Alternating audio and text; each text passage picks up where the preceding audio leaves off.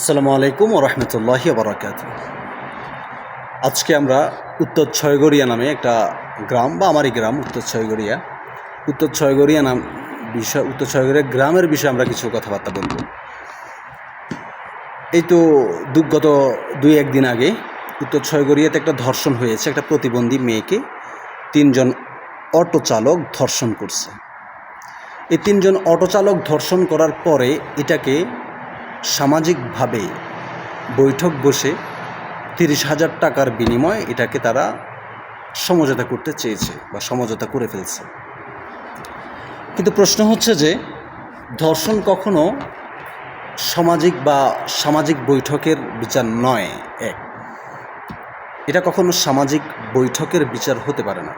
হ্যাঁ, সমাজের গণ্যমান্য যে ব্যক্তিগুলো আছেন তারা সবাই মিলে বসে এটাকে সিদ্ধান্ত নিয়েছে হয়তোবা।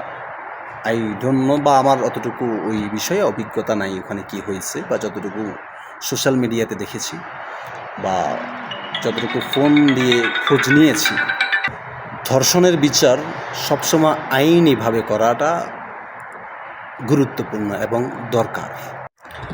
ধর্ষণের বিচার কোনোভাবেই সামাজিক মানুষ বসে এটাকে টাকার বিনিময়ে কিংবা এটাকে সালিশি বৈঠকে বেতের বাড়ির বিনিময়ে কোনো একটা শাস্তির বিনিময়ে সমাধান হতে পারে না। এটা স্বাভাবিক। এখন যে ব্যক্তিকে নিয়ে বা যে ব্যক্তিগুলোকে নিয়ে আলাপ আলোচনা হচ্ছে তাদের মধ্যে একজন হচ্ছেন জিলানি। খুব একটা বেশি আমি চিনি না, আমি ওই এলাকার বাসিন্দা হলেও পরে আমি খুব একটা বেশি চিনি না বা জানি না। তবে যতটুকু খোঁজখবর নিয়েছি ওনার নামে, উনি খুবই ভালো মানুষ, খুবই ভদ্র মানুষ। উনি দীর্ঘদিন প্রবাসে ছিলেন, এখন হয়তো বা বাংলাদেশে আছেন, বাট দীর্ঘদিন উনি প্রবাসে ছিলেন। কিন্তু প্রশ্ন হচ্ছে যে মানুষ মাত্রই ভুল বা মানুষ মাত্রই ভুল হতে পারে, এটা খুবই স্বাভাবিক, অস্বাভাবিক কিছু নয়। আর আমি যতটুকু জানি যে তিনি হয়তো বা একটা সামনে প্রতিনিধি হওয়ার সম্ভাবনা রয়েছে, হয়তো বা উনি প্রতিনিধি হতে পারেন সামনে। ভুলবশত হয়তো বা এমন একটা বিচার আয়োজন করা হয়েছে, হয়তো সমাজের অনেক মানুষ মিলে হয়তো ওনাদেরকে বলা হয়েছে যে এমন একটা করে সমাধান করে দেওয়া। আবার অনেকে দেখলাম যারা ধর্ষণ করছে, যারা ধর্ষণ যেই ঘটনাটা যারা ঘটাইছে তাদের পোস্ট করতেছে, তাদের আবার মুখের উপর স্টিকার লাগাই রাখতেছে। কেন? ওয়াই? ভাই, ধর্ষককে এলাকায় পরিচয় করাই দাও। যারা ধর্ষক এগুলা ধর্ষণগুলো করছে তাদেরকে এলাকায় পরিচয় করাই দাও, বলো এটা ধর্ষক, এটা ধর্ষণকারীর মা। অফকোর্স এটা তোমার দায়িত্ব, এটা তোমার কর্তব্য, এটা তার বাড়ি, এটা তার ঘর, এটা তার কাজ, এখানে সে কাজ করে। ডেফিনেটলি এটা তোমার দায়িত্ব, তোমার ব্যক্তিগত দায়িত্ব নয়, শুধু তোমার সামাজিকগত দায়িত্ব নয়, তোমার রাষ্ট্রীয় দায়িত্ব যে তাকে পরিচয় করিয়ে দেওয়া সমাজের মানুষের কাছে সে একজন ধর্ষক। তাহলে স্টিকার লাগাই কেন পোস্ট করতে হবে?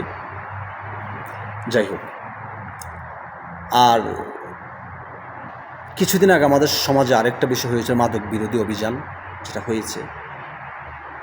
মাদক বিরোধী অভিযানগুলো সামাজিকভাবে বসে ঠিকঠাক করা যায়, এটা স্বাভাবিক বিষয়। কিন্তু ধর্ষণ, মেয়ে গঠিত কোনো ঘটনা কিংবা ধর্ষক, এই কাজগুলোকে আমরা সামাজিকভাবে বৈঠক বসে এই কাজগুলোকে না করাটাই উচিত। এটা আইনিগতভাবে তাদেরকে আইনের হাতে দেওয়া এবং কি তাদেরকে আইনিভাবে যেন কেউ তাদেরকে ছাড়িয়ে না আনতে পারে সেই বিষয়ে আমাদের আরও সোচ্চার থাকা, কিংবা তাদের পক্ষে যে ব্যক্তিগুলো কাজ করতেছে, কথা বলতেছে, তাদেরকেও আইনের আওতায় আনা। এটা একটা মানুষের কিংবা একটা সামাজিক মানুষের, একটা সমাজের সকল মানুষের দায়িত্ব, একটা রাষ্ট্র কিংবা একটা জেলা কিংবা একটা থানার সকল মানুষের দায়িত্ব এই জিনিসটাকে বা বোঝা, এই জিনিসটাকেই হ্যান্ডেল করা, এই জিনিসটাকে দেখা। সো আমি মনে করি জিলানি উনি অবশ্যই একজন সুশিক্ষিত মানুষ, উনি হয়তো ভুল করেছে।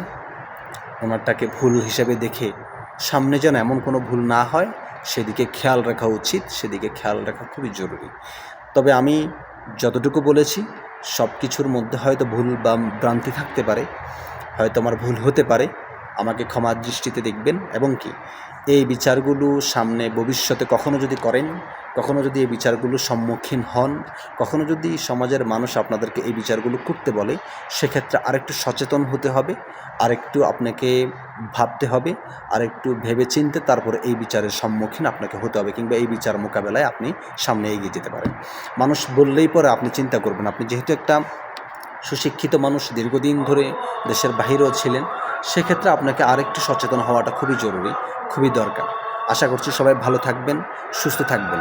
এমন কোনো দুর্ঘটনা ঘটলে পরে সাথে সাথে আপনারা আইনি পদক্ষেপ নেবেন, পুলিশের পদক্ষেপ নেবেন, এবং কি যদি আরও দ্রুত কোনো সিদ্ধান্ত নেওয়া যায় সে সিদ্ধান্ত নিয়ে আপনারা এটাকে আইনিভাবে, রাষ্ট্রীয় আইনিভাবে সেটা মোকাবেলা করার জন্য আমি আপনাদেরকে বলছি।